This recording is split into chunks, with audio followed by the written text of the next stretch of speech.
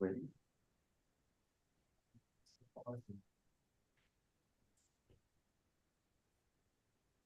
so we can start if you want to.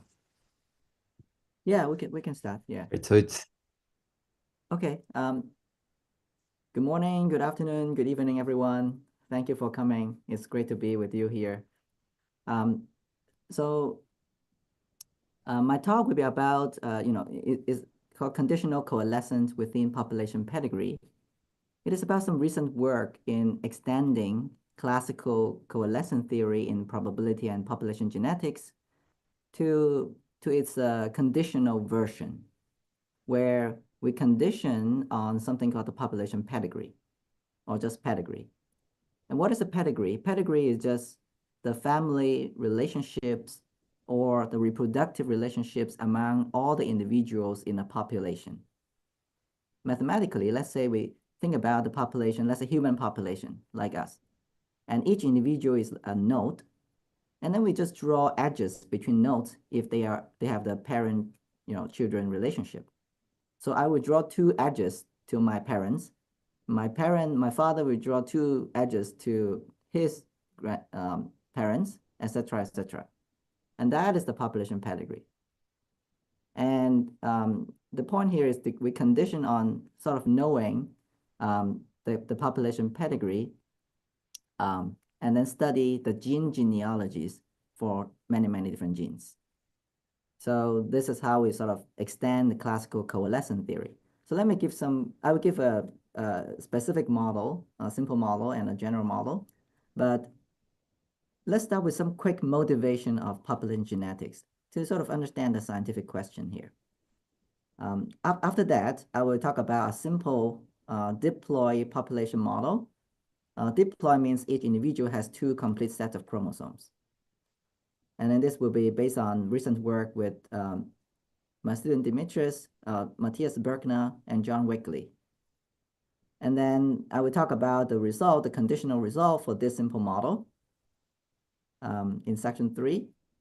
And then finally, I will talk about some ongoing work on general exchangeable diploid model. This will be joint work with Frederick Alberti, who did most of the work of here, and also Matthias Birkner, and also John Wickley. So it's a very fun project. So let's start with some quick motivation. So the scientific question is, we want to understand a sample of DNA sequences, understand why they're different and how they originated, how to use them to make predictions, etc., to understand them. And this is the basic question in population genetics. For example, in a sample of DNA sequence, typically we'll see that they look different, right? If the sample size is large enough, they look different, typically. But how are they related in the past, and how to explain the differences, right? So this is the picture taken from this textbook. Basically, in each of the figure, let's say the figure on the left, we have a sample of 5 genes, right? So this is the current time at the bottom, and then we trace backward in time of the lineage of the 5 sample genes. So we go backward in time, and maybe these 2 samples will have the common ancestor, and that's where the coalescence occur. We say coalescence occur here. And then we go further backward in time, and then we may find the most recent common ancestor of the sample. And to understand this, of course, the gene at the present day come from genetic transmission over time when reproduction occurs. So it can be a complicated model in reality. It depends on many different things, such as the population size, which is constant here. In the middle figure, the population size are expanding, and then sometimes there might be the population split into 2 islands, right? So it depends on many things. Now, how does the sequences come from the tree we just saw? Well, there are mutations. If there are mutations that change some of the nucleotides, then, so these dots represent mutation events that occur in the past. And then this mutation together, on the gene genealogy, give rise to present day sequences.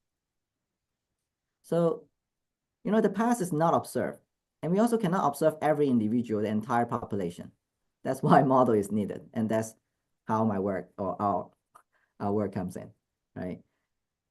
And this talk will ignore mutation. So we don't look at mutation. We just look at the tree and look at the branch length and the topology of the tree. And this random tree, sometimes we call it the coalescent process. And this notation will be used in this talk. This pi, capital N is the entire population size, and little n is the sample size. Let's take a look at an example of this coalescent process. This is a picture I stole from Frederick Alberti. So in this figure, the bottom here is the present day generation, and there are 5 individuals, and each individual has 2 chromosomes, right? And then we pick 3 genes. So little n is 3, capital N is 5, and then we trace back its lineage backward in time, and the coalescent process pi at time 0 is this singleton. It is a process living in the space of partition of integers, 1, 2, 3. So at the beginning, present day, it will be 3 blocks of singleton, 1, 2, and 3.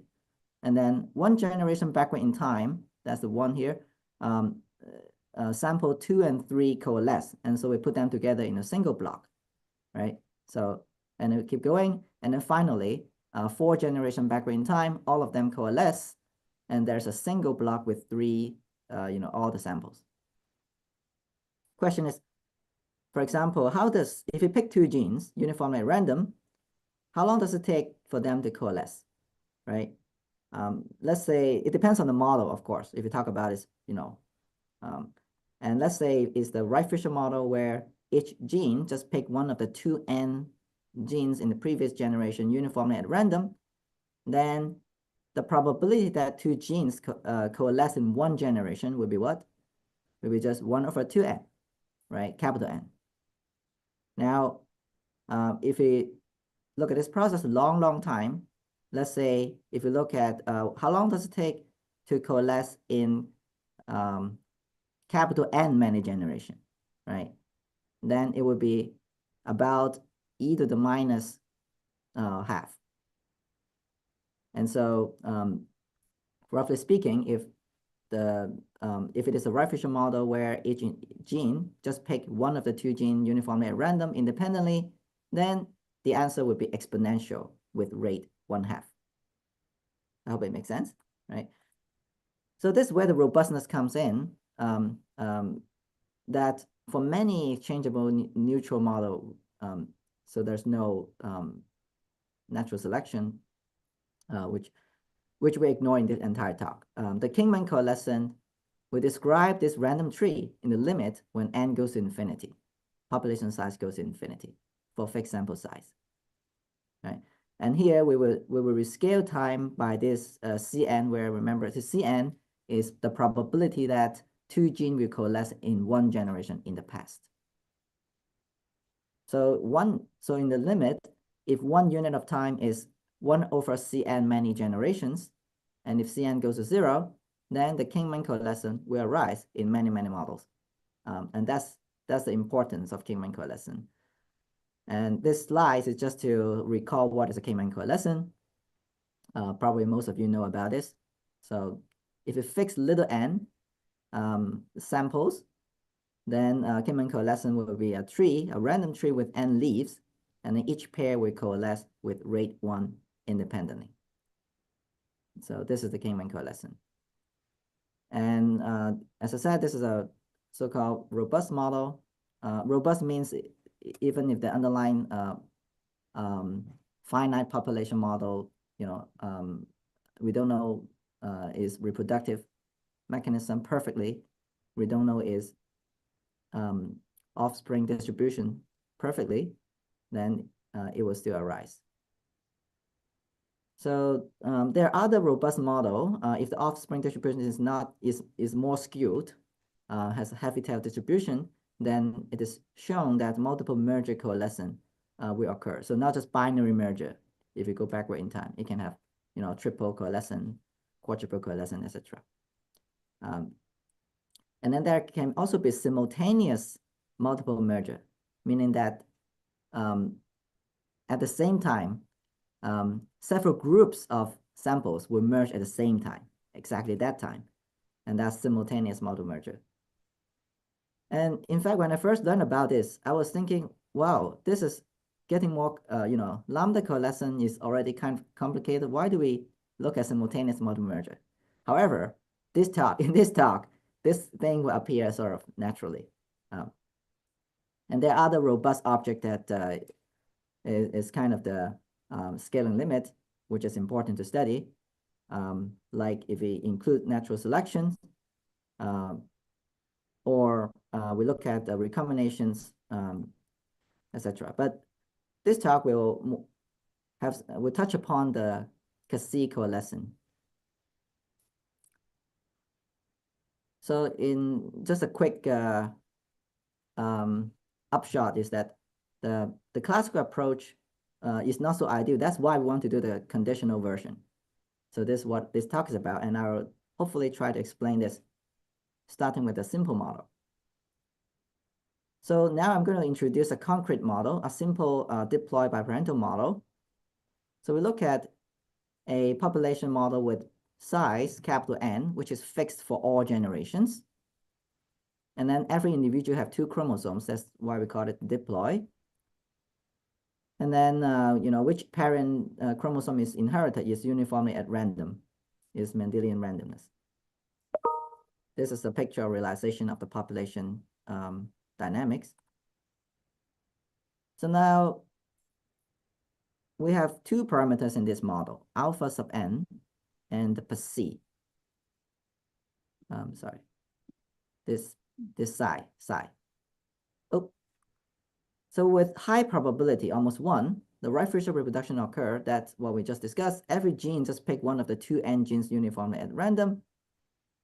However, with a small probability we call alpha sub n, then there is a highly reproductive couple, let's say these 2 pair, which give birth to might be 1/2 of the entire population. It has this psi is a fraction.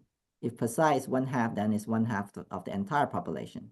So in this figure, let's say these 2 are a highly reproductive couple, and it gives birth to maybe almost 1/2 of the entire population. So these 2 parameters, psi and alpha n, will appear later. But let me mention what is a pedigree. As I mentioned, pedigree is a graph that describes the family relationship or reproductive relationship. So the figure on the right here is a pedigree.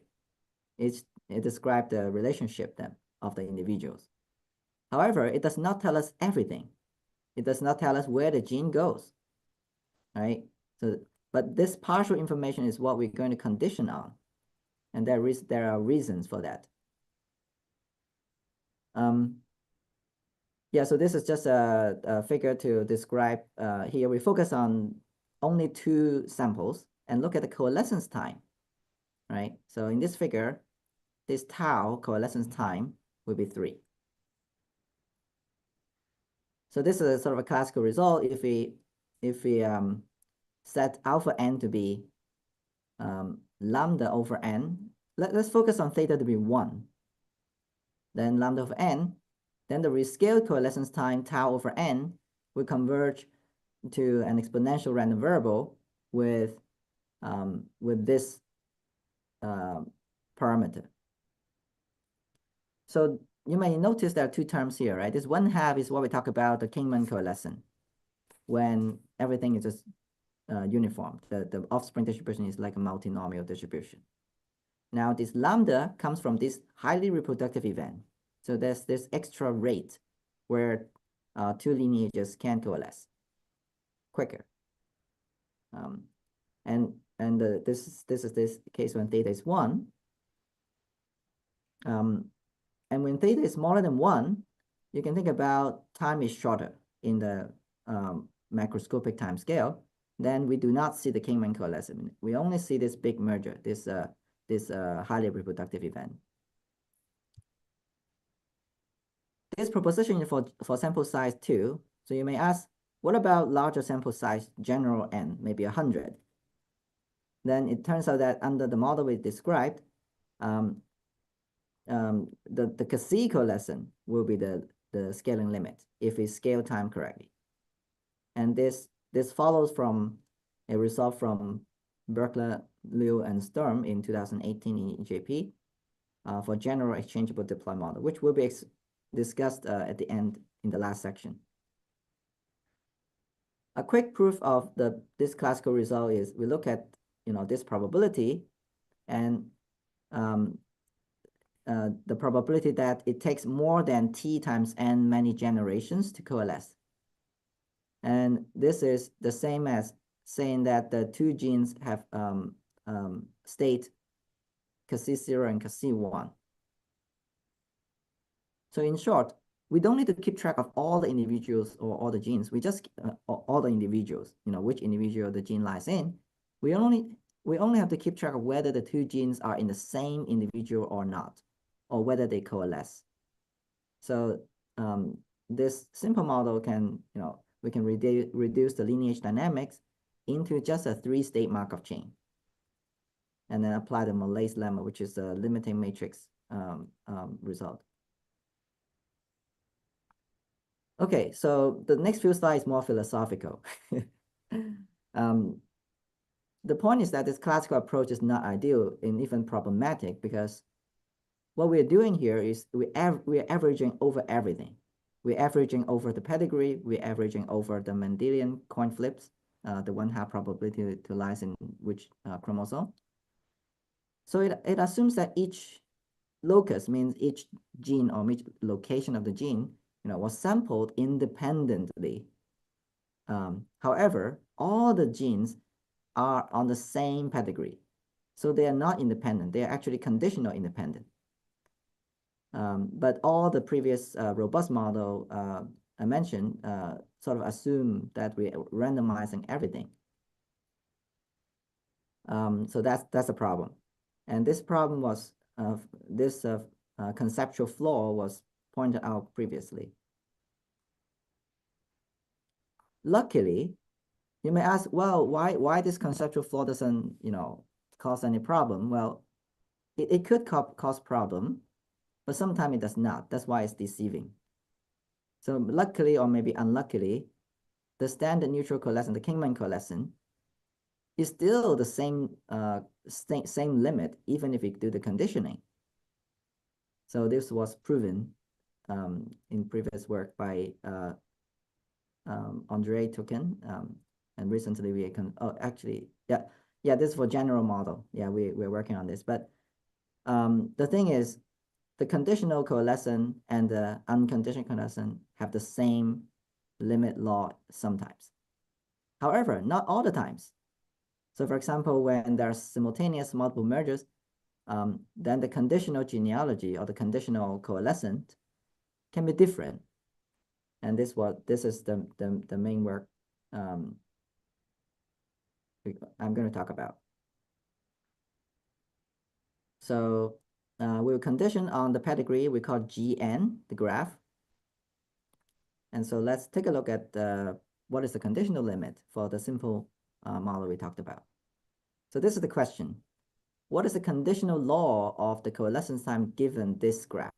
So let's say if I tell you I pick a gene here and a gene here, how long does it take to coalesce? Right. Any questions so far? Okay. Feel free to chime in. Again, this is the question, but this picture is just to show you that even on the same pedigree, we can have two different coalescence time, right? And the limiting law of this coalescence time is what we're asking.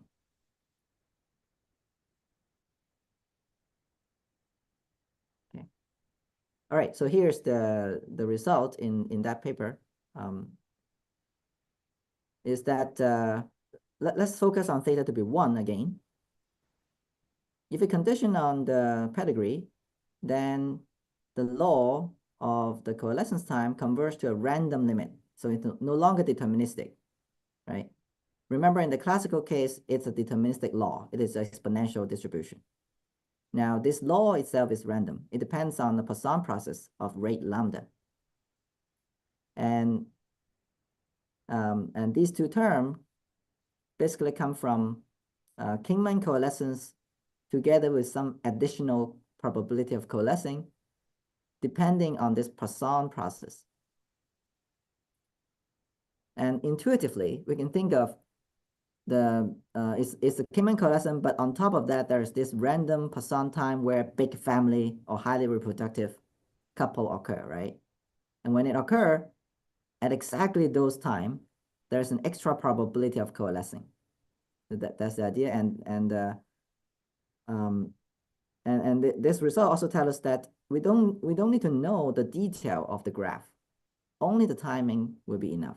So the useful or the information that will be retained in the limit is just those timing.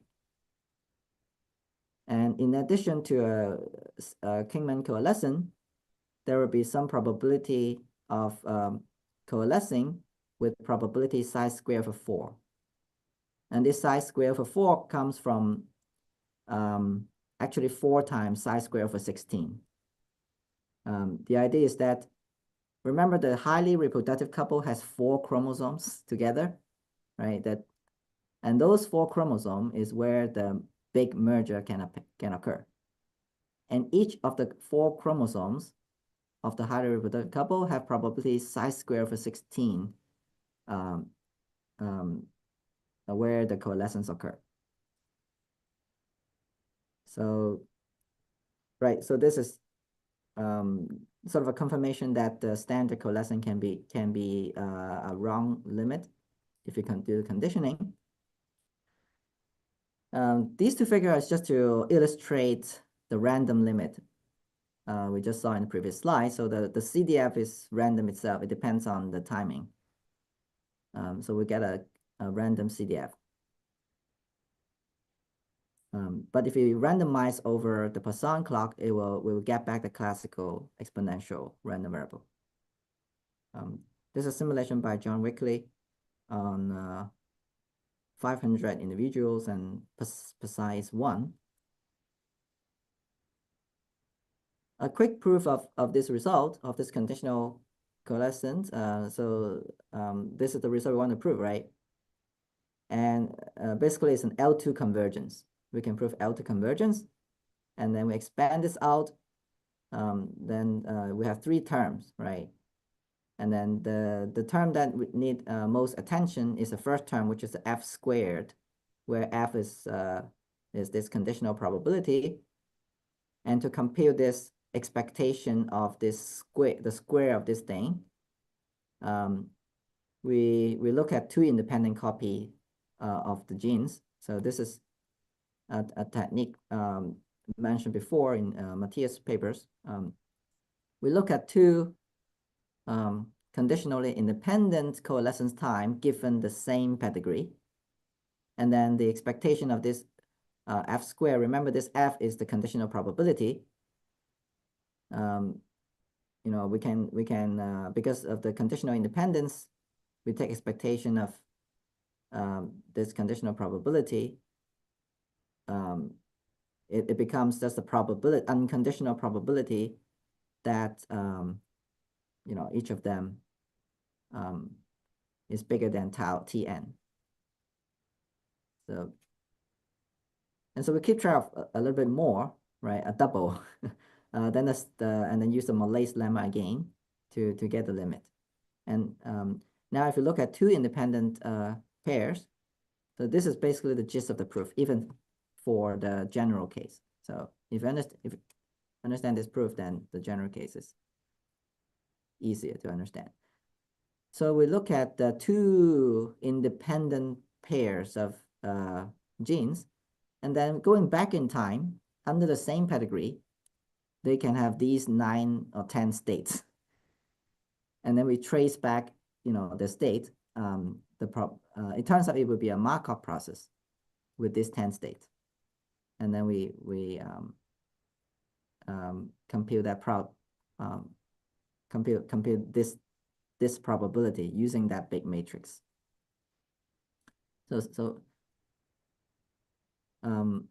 Yeah, that's the idea of the proof. So now what about general size, right? In the previous slides, in the simple model, the result I talked about are all for just 2 samples, and look at the coalescence time. What about more than n? Well, we know that if, let's say, n is 5, then it would be a tree with 5 leaves, right? So basically we're asking, what is this random tree? So here's the result. The conditional law will now converge to a random law of trees.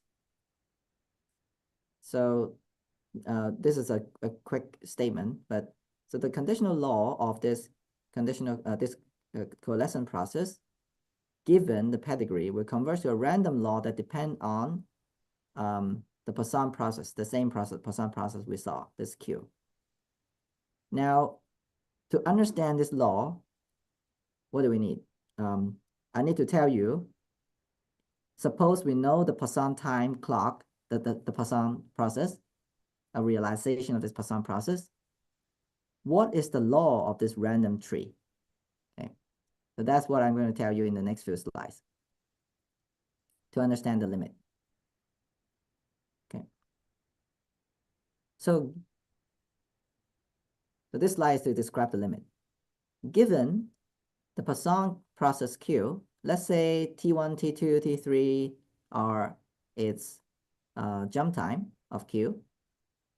Now, given this T1, T2, Tk, this random tree, let's call pi infinity n, is described as follows. Again, it's a tree with n leaves, so we start with n lineages. Now, every pair will coalesce with, rate 1/2, just like Kingman coalescent. But on top of that, at exactly this T1, T2, something happened. Namely, each lineages before this Ti has probability psi to belong to this big family, highly reproductive couple, right? And then all lineages within this highly reproductive family will pick one of the 4 gene of one of the 4 chromosome of the couple uniformly. I will show some picture to describe sort of a fake cartoon of this, but roughly this is encoded in the standard Poisson representation of the C coalescent. So here's the cartoon to describe these 2 steps. We start with, let's say, little n equal 9 lineages somewhere. Actually start with little n, and then after some Kingman coalescent, might be at some point before T1, it has 9 lineages. Now, how to specify how they coalesce at Ti? Well, we look at this pane box. It's a pane box construction. We divide the unit interval into 4 color pieces, these 4 colors, which is here. And then the probability would be psi over 4 for each. And then there's this remaining part, which is 1 minus psi, where the lineages just go through without coalescing to anyone. And then now, for each of the remaining lineages before Ti, we just put them uniformly here. And if it happens that 2 of them are on the same pane box, same color, they will coalesce. Let's say these 3 are in the same chromosome here, then these 3 will coalesce together to become 1. So that's what happened at Ti. So is the limiting model clear? Yeah, so this is the picture. It will coalesce into 1 here. So that's the limiting model. And the whole point is this, of this work is that this limiting model should be the robust object rather than the unconditional one. And then so when people study branch length of a tree and mutations on it and study genetic data, conceptually this is a more correct one. Here's the simulation by John Wickley on this limiting conditional coalescent with how many? Maybe 14, 15 sample. So this dotted line is where this T1 and T2. And this is more simulations. So the conditional genealogy or conditional coalescent will all be constrained on the same Poisson timings, this T1, T2, T3, versus the classical unconditional cases. Every time we sample a new pedigree and we just generate the random tree all over again.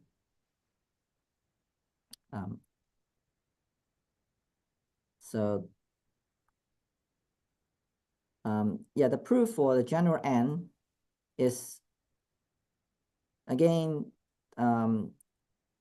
based on an L2 convergence argument, and we will look at two conditional independent processes, pi and pi tilde, and then couple them in a way that they are conditional independent on the same pedigree. Now we prove this process, this pair process will converge in finite dimensional distribution is fine to another pair, which is a coupled version of the limiting coalescence we just talked about in the previous few slides. And this coupled pair is basically they have the same Poisson jump time, T1, T2, T3, and they have the same paint box. And so the red color and the blue color are the two samples, conditional independent samples. And they will coalesce according to the same paint box and the same timing, but independent Kingman.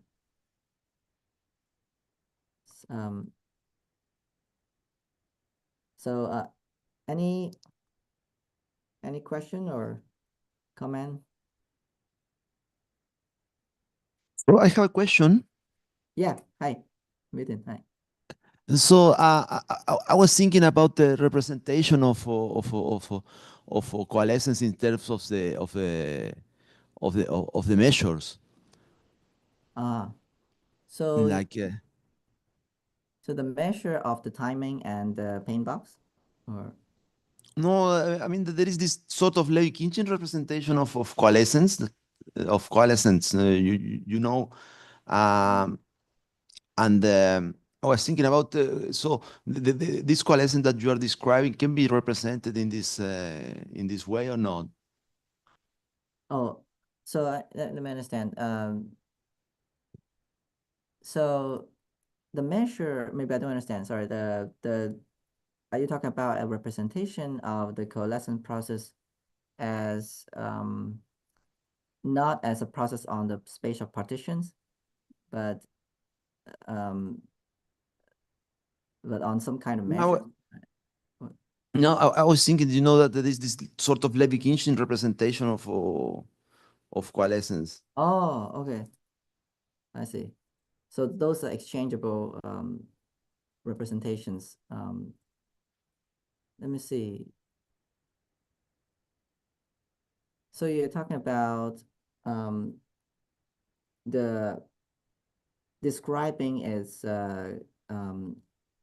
what moment generating functions of the coalescence structure. Yeah, so Using the yeah, exactly, something like that. Yeah, yeah. I think so. It's just one way to represent this timing, right? This timing, when will this big event occur, and also how they coalesce can be represented as a Poisson a Poisson measure on the space of paint box and timing. It's a product Poisson measure. And Jason Swinesberg's thesis have more explicit description of those measures.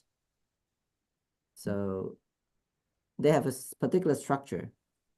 And basically it's the same structure as the exchangeable structure in this Cassie coalescence. And here we just extract out the timings and the paint box. So yeah, so totally. There are different ways to represent this, and one can probably get some insight.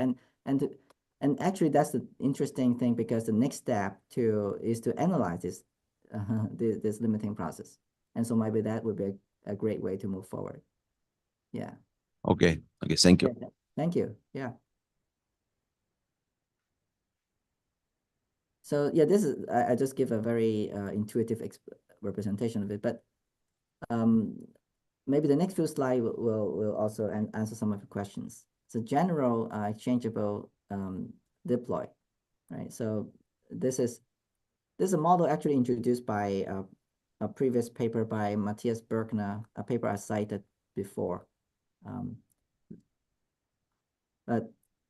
So this model is basically like a Canning's model, if you heard about this. So we look at, we let Vij be the number of children of individuals I and j, and we know that they add up to n because population size is always n. And Vij equals Vji is symmetric.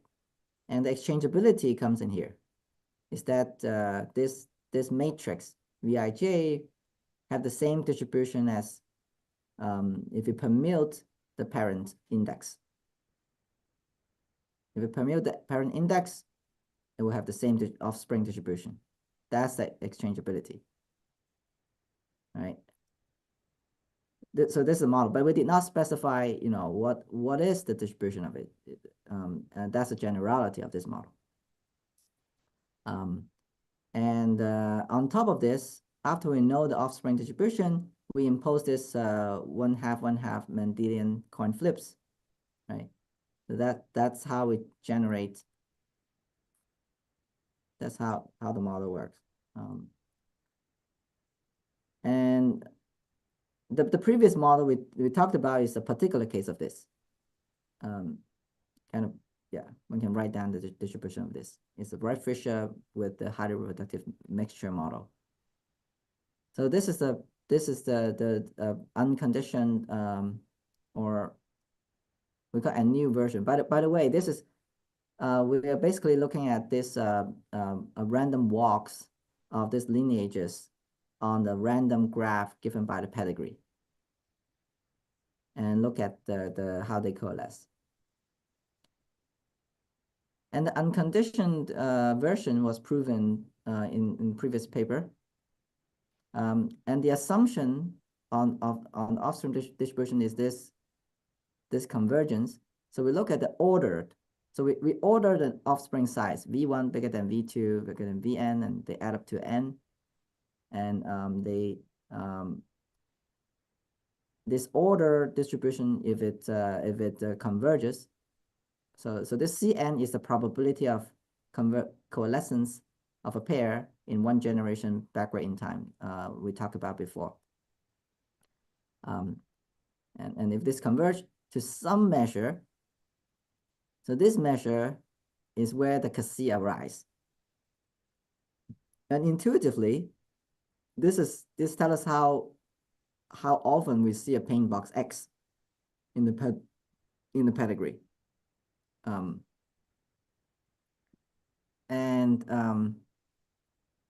So in the previous picture, this X is like psi over 4. There are 4 psi over 4, and then 1 minus psi. Sorry, no 1 minus psi. Just psi over 4. That's the previous examples. So the limiting object in this general case is the so-called inhomogeneous Psi coalescent. So we consider a Poisson point process with this measure, which arises as a limit of the order offspring distributions.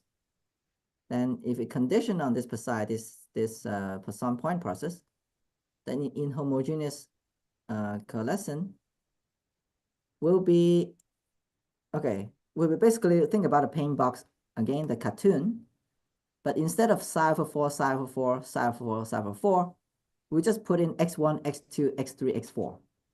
And then when the lineages go past that time, it will coalesce according to the paint box of that x1, x2, x3, x4. I hope it makes sense. And then if you write down the probability, then this would be it. But the picture is exactly the cartoon like this one, but we replace this as now x1, x2, x3, x4. And then we do the coalescent according to this paint box, then we will get this probability. So this is a limit. And to state the main result, the formulae, so consider Poisson point process with this measure, which tells us how this sort of multiple merger occur. Then at those times that are, at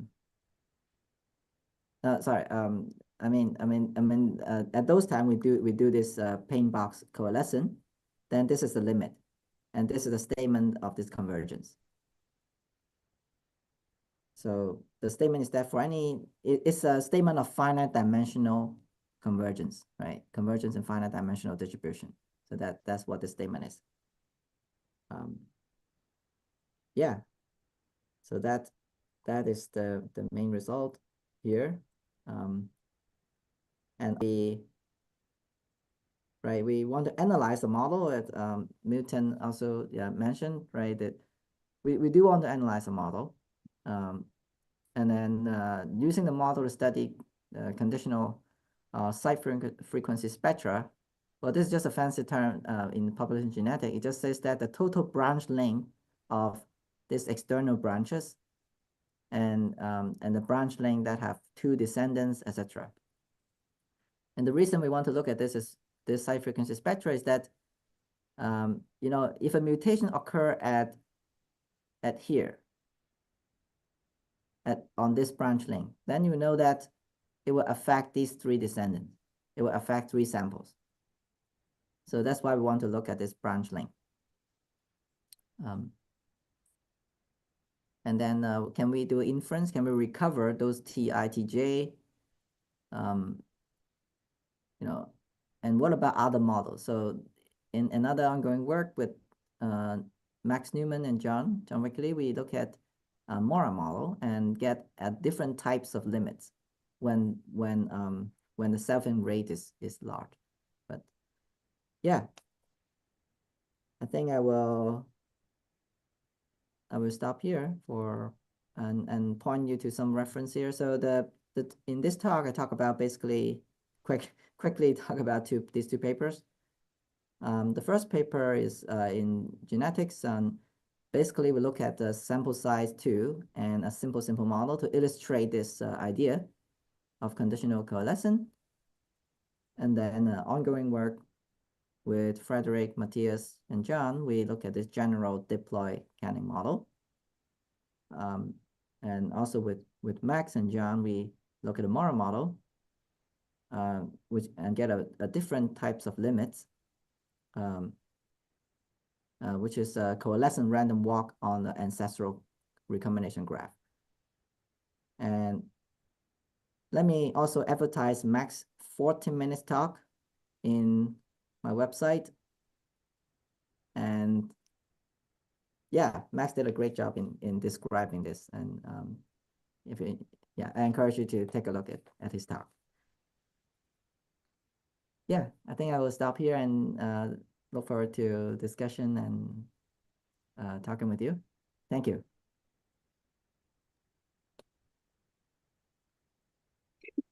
Thanks a lot, Louis. That's a very nice talk. Thank you. Any questions from the audience? I have a question. Hi, Adrian. Yeah. Hey, have you considered my question might be a bit predictable, but have you considered the duality structure of your kind of coordinated system of coalescents? Yeah, good question. Not for this one. It's good. It's a very good question. Right. Yeah, that's something I also actually wanted to talk with you when you're in SSP, last week at Indiana. Yeah, no, nothing. It's pretty new. We are obsessed with the proof of the convergence right now, and it would be great to study, for example, what's the conditional allele frequency forward in time, right? Yeah. Here is totally backward in time, right? Yeah, and it should be simple, right? So it should be things that move independently when they are continuous and jump at the same time, right? So yeah, if there's no selfing, meaning that, so all this model, I should mention an assumption here, is that in the general result, and also the simple model, we don't have, we assume that selfing probability is small. What does it mean? It means that, let me show a picture. I should show a picture. Let's see. So look at this individual. Sometimes for plants, let's say, they can have the same parent. The two can go to the same, right? So right now here, they go to two different individual, right? But if they go to the same individual with high probability, then all the result here does not work. In this talk does not work. I mean, the result will be different, because if we have this sort of selfing probability to be high, then in the limit, when capital N goes to infinity, the sample can still be in the same individual, and that can cause trouble. Right. But if this selfing probability is small, then in the limit, they will be totally dispersed. The sample will Right. be in different individuals, and then Mhm. things are much easier. So it's a good question. Yeah, what is the duality? If you look at this, I think about, you must be thinking about duality, right? If you look at this graphical construction, yeah, but yeah, I guess no. It's a great question, and we have not thought about it, and we'd love to talk with you about it. Yeah, that'll be great. Yeah.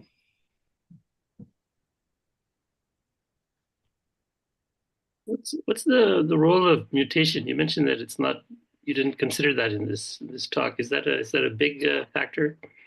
Yes, it's a very good question. Mutation is definitely important, because at the end of the day, if you look at the sequence data, we have to sort of, their difference come from mutation. But the reason that we ignore mutation here, again, because it's the first step, it's a sort of new thing. Another reason is that it's reasonable. So what is mutation? So oftentimes, if you know the tree, and we assume mutation arise sort of randomly and uniformly, then we can impose a Poisson point process with a certain mutation rate on this tree. So if we know the tree, if we know the distribution of this tree, then we can add the mutation later. And then, so yeah, so in some sense, if you know the branch length, we know that there are more mutations there.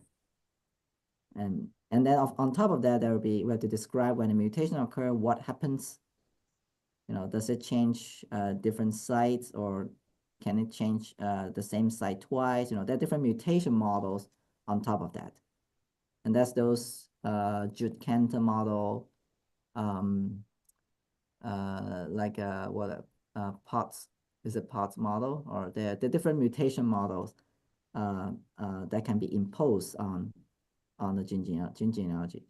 But that's a different, you're right, we ignore that, but that would be the next thing to talk about. And in fact, if you look at really use this new limiting process to do inference of data, we do have to put back mutation.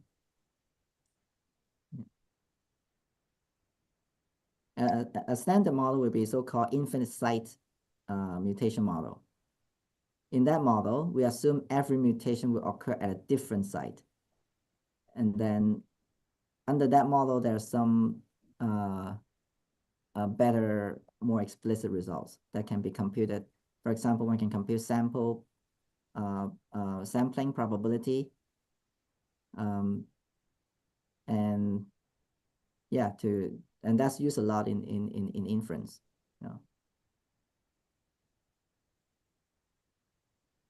this big family, the introduction of the big family, is that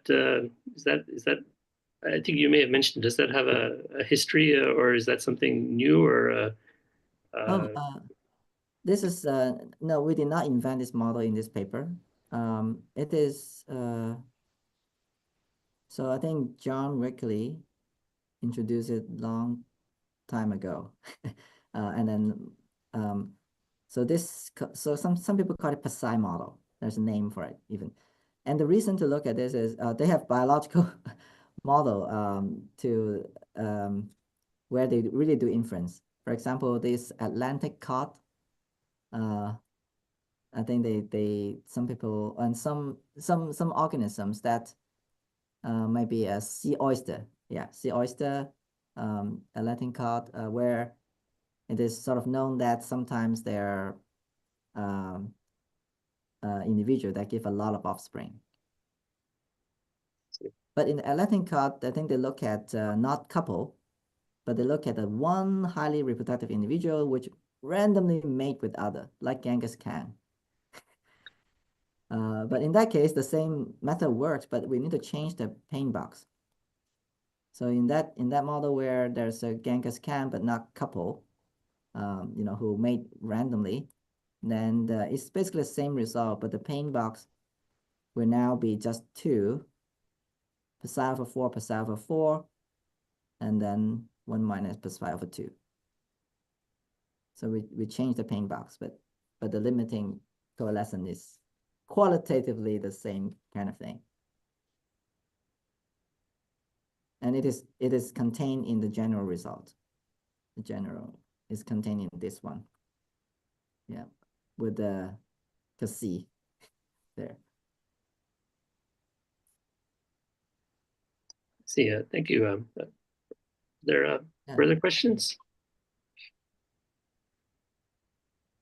So maybe I can make a question. It's if instead of following one gene, you follow at the beginning 2 different genes, the analogous result will just be obtained by projection, or there's something new that might happen there? Sorry, Milton, I did not catch. Instead of consider 2 genes. So yeah, so if you come back to your initial picture of the tree with the tree. Is it this? That one, This right? one? So if you're in your sample population, instead of looking at 1 gene, you look at 2 genes. Good. Yeah, I see. So Okay. like you look at another part of a genome, another gene. Yeah, exactly. Another part of the genome. Then you, in principle, it's like two independent trees, but dependent when you take the limit, you get just the reasonable result, or might something new happen? Yeah, so that's a super good question, because this is a difficult question. If we assume there's no recombination, this is recombination, right? This is hard, right? All these, if you assume that the 2 locations are far away in a genome, that the 2 genes are unlinked or independent. Okay. Actually, not independent, but conditional independent, then they will be described by this model. This is actually the assumption here. I mean, the application here is that the conditional genealogy here is describing the gene genealogy of unlinked loci, unlinked. But so that's the connection or application of this conditional gene genealogy. Okay. However, if their recombination rate, so if there is a probability that these 2 locations are related, then the classical, then there will be a transition, so that the recombination graph is the limit. In short, under Wright-Fisher model, but I think I don't know how people prove how robust this limit would be, but this is a great question. And Yeah. Yeah, okay, thank you. Thank you. Okay, are there further questions? All right, so why don't we thank Louis again for a very nice talk. Appreciated Louis coming on. So why don't we close and meet next week. Thank you very much. Yeah, thank you so Thank much. you, Luis. Yeah. Thank you. Yes. Thank you very much.